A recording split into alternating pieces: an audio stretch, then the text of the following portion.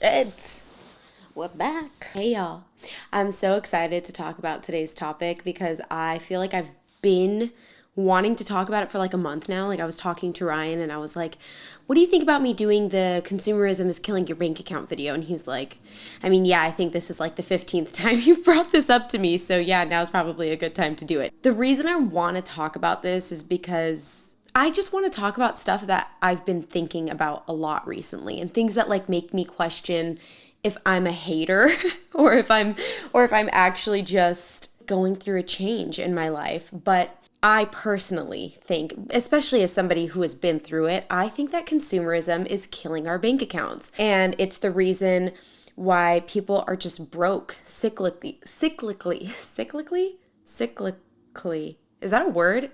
Like cyclical, that. I really feel like consumerism is like a disease. And I know that sounds so dramatic, but I guess I have witnessed myself and I've witnessed others and how we all just get sucked into wanting to buy more shit. And this is hard for me to talk about because I'm an influencer. I'm a content creator. Like I sell things. And the thing is, I sell it because I also want it. So before any of you guys try to come at me and say like, well, you're an influencer, what do you think you're doing? I'm telling you I'm a part of the problem and that I also like am a sucker for a new product. To really like dive into this topic, I have easily made over 7 figures in my life, and that's kind of crazy that I just said easily like that because sometimes I feel like I forget how privileged I am in the career that I'm in, but I have. I mean, the truth is I have made over 7 figures in my life. And as I'm getting older, I'm going to be 29 this year, in like 2 months, I am obviously just like reflecting on so many things that I purchased and really just bought into because I wanted to either like show off or I wanted to prove to myself that I was successful, or honestly, I was just impulsive or I was emotional and I was feeling down. So I, bought something to make me feel better. And we've all done it and there's nothing wrong with it. But just as I like reflect back and I look into how much money I've spent and how much smarter it would have been for me to obviously like invest it or, have a high yield savings account. So many things that I just like didn't know about, or like I did know about, but I didn't care to involve myself in. And I want to take you guys into my chaotic spending habits so that you can really understand that this is coming from a place of experience and really just growth and learning from those experiences. I will say I regret nothing. I don't regret anything I did because everything is there to teach us something and to grow from. So I don't have any regrets. But, there are so many things that I did that I look back at now and I'm like, was that really the best choice? As somebody who didn't come from money, the second that I started to make money, and I'm talking like more than $2,500 a month, I was thrilled. But again, I didn't really come from wealth growing up. I didn't come from wealth at all. I've talked to so many people who have been in a similar position to me, and the second that we start to make money, that is like, oh shit, okay, I'm like, I can support myself, I can pay rent, and I can still buy myself like 3 designer bags or even 1 designer bag. Like once you get into that money, if you don't have anyone there to guide you and tell you like, okay, this is what you do when you start making money. You have to set aside money for taxes, or, if you're a corporation or an LLC, and you should be investing, X percentage into an investment or a Roth IRA, and you should be building an emergency savings, etc., etc. You guys get what I'm saying? A lot of kids that I know that are now adults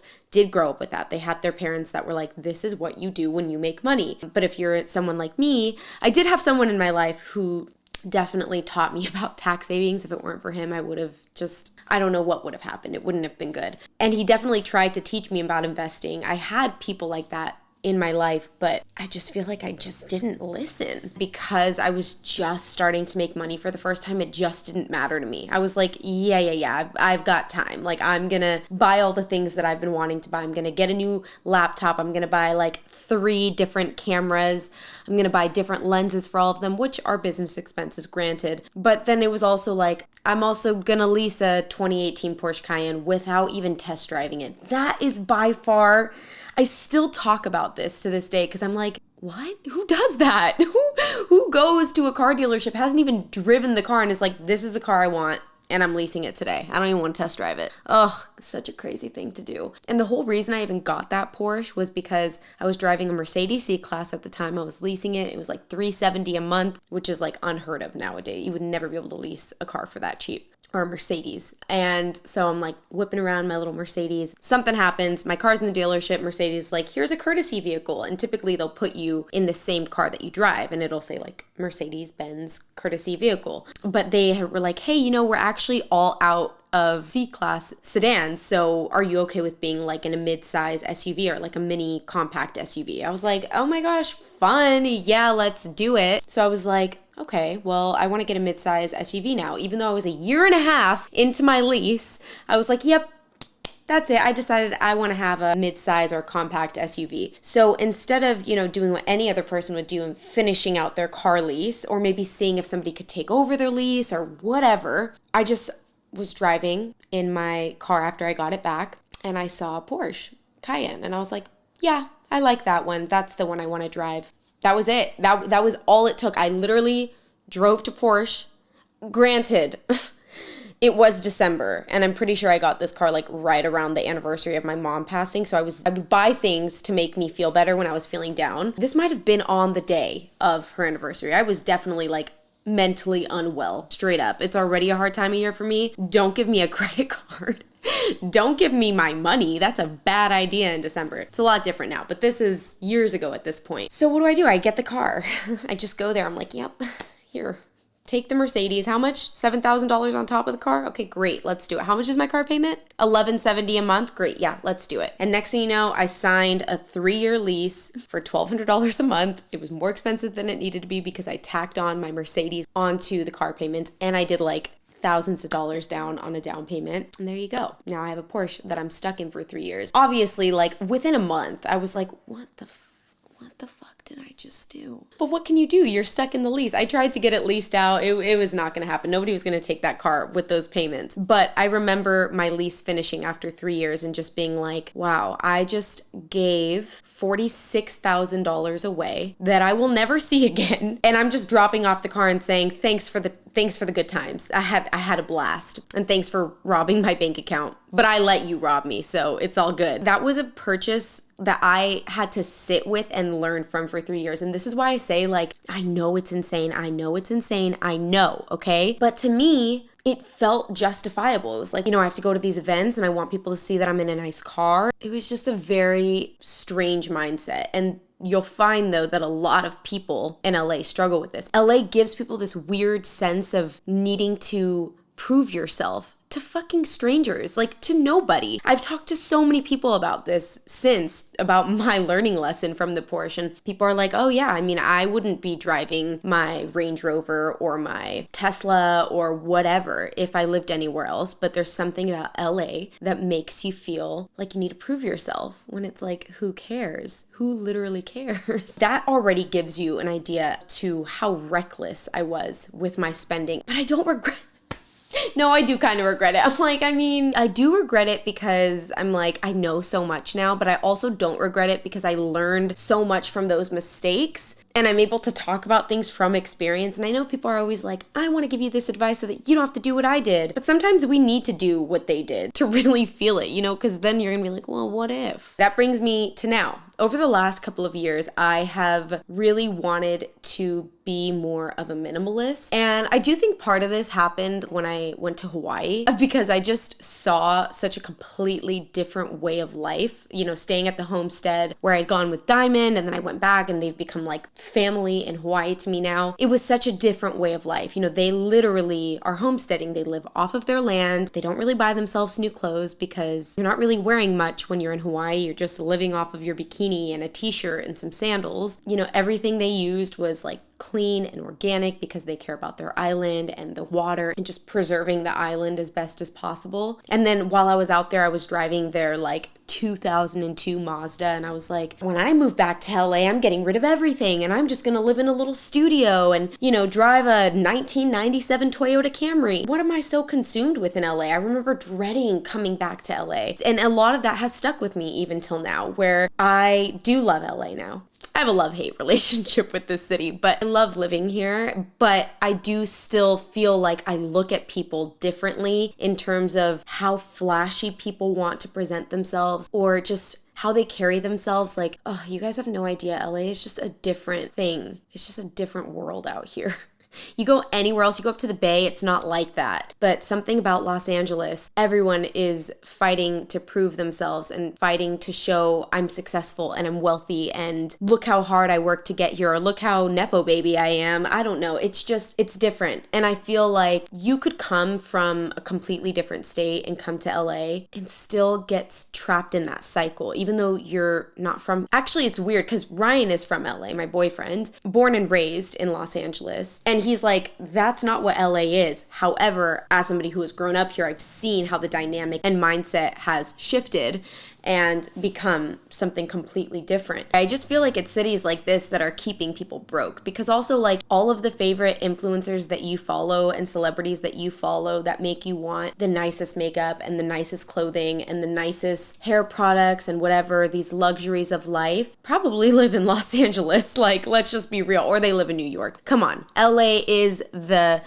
spot for everything. I don't know. I guess I just wonder, what is it that we feel we need to prove? Because we learn our whole lives not to care what anybody thinks of us and, to be true to ourselves and whatever, but yet we might still end up getting caught up in, buying a $4,000 purse or even a $20,000 Hermes bag, right? Like whatever your range is of luxury. And yeah, we like it. Are we buying it because we're like, oh, I'm gonna look so nice with this bag? Are we buying it because of the label that's on it? I don't know. I know Hermes is like a totally different thing because it's an investment piece and you can make money off of it down the line, but I just don't get it. First of all, I don't even think the bags are that nice. I hope I never try to get an Hermes bag in the future because I will be so screwed. I don't want to spend $20,000 though. But maybe that's like what the super rich elite do. I have friends who are making around the same as me or less than me, and they also want to buy an Hermes bag because of the investment. They view it as like real estate, which I'm like, okay, cool. But I do feel like for some of my friends, it really is like a hobby. And maybe I'm just not able to relate in that way. I can't wrap my brain around it. But maybe that comes from the fact that I don't have like generational wealth, or I don't know. What do you guys think? Like, is it that I just have a different mindset? Am I being closed-minded? I'm open to understanding because I just am not able to understand. I'm like, wouldn't you rather just like buy a property with that down payment? I don't know. But I'm admitting to not knowing. I'm admitting to not understanding. And I'm also totally open to being educated on this. But I think it's mindsets like this that are kind of destroying us, because at the same time, I also have friends who are like, I had to delete TikTok because I was constantly getting fed designer content and I was becoming obsessed with wanting to shop. And it's because we're seeing these beautiful girls with these beautiful outfits and these beautiful bags and beautiful jewelry that are selling a dream. That's their job, is to sell the dream. And in order to be like me, or in order to feel like me, these are the things that you need to have. These are all the components. You need to have this bag and this necklace and these shoes in order to embody cool or embody wealth. It takes me back to when I first moved to LA. My aunt and Diamond can attest to this story that we went to Louis Vuitton. I was like, you know what? I moved to LA. I'm going to buy something designer, which again is already like proving everything I'm saying about when you move to LA, you just feel like you got to buy something nice. And so we went and I spent like $850 on a wallet. And it was my first time ever spending any money on anything designer. And that was my first purchase, was this Louis Vuitton wallet. We checked out and we went to Earth Cafe after, and I was dead silent for the whole, like, while we were driving there, while we were sitting down eating, and they were like, are you okay? And I was like, I just feel so guilty. I was like, I feel so guilty because with that $850, mind you, I had the money for it, but I was like, I could have bought groceries. I could have donated that money. I could have put that money into savings. I just felt so guilty. I was like, I should not be spending money on something like this. And they were like, it's okay. Like, you've always wanted this. You're going to use this wallet for years and years. Like, it's okay. You have the money to do this. You wanted to buy yourself something nice. Y'all, I felt so guilty. I went to a different Louis Vuitton the next day to go and return it. I could not sit with that purchase. However, I did end up purchasing more expensive things down the line. At one point, I bought a used pair of Yeezys for $1,600. Again, when I was like definitely having a manic episode. My whole point is that the more we feed into feeling the need to prove ourselves with the materialistic items that we own, the more we're just like signing ourselves up for failure. The amount of money that we are wasting on products just because it's like trending and hot on TikTok. I've done it. I've bought so many freaking mascaras I don't even end up loving, and you can't return it because I got it on some sketchy drop shipping website. And I've also not only like wasted money, but I've also added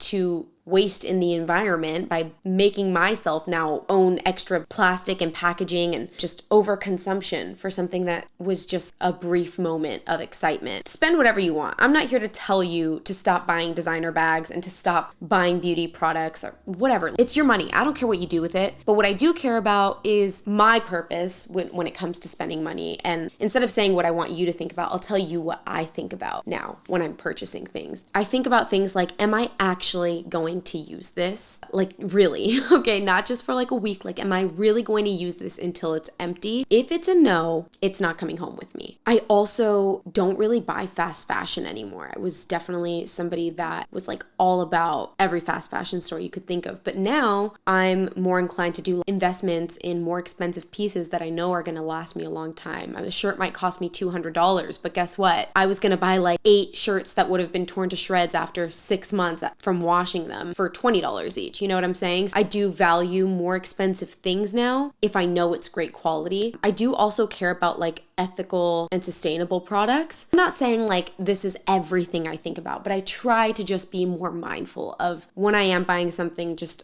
all of the extra packaging. That's a big reason that like I get so stressed out when it comes to PR, because I get so many packages and I'm so grateful and I'm so blessed to receive them. And a lot of companies have gotten a lot better about not adding waste. Like they'll do recyclable content so that it's easy to just recycle. But a lot of the times these things are just wrapped with like stuffing and plastic. And I'm like, oh, I don't need all this. And then there's so many products, so I just end up giving it away to Brian's family and she'll give it off to her friends or take it to a women's shelter. It's like this fine line of wanting to save money, but also wanting quality things, but also wanting the convenience. And then also just like little random things that I would recommend. If you don't have a high yield savings account, open one. It takes no time to get one started. I will leave some links to references down below. I personally use Marcus by Goldman Sachs. I only had like 5 referrals that I was able to use, but there's like SoFi. I'll leave them linked down below. They're all great options. High yield savings, you're missing out on free money. If you have any money sitting in an emergency funds account, like you're wasting it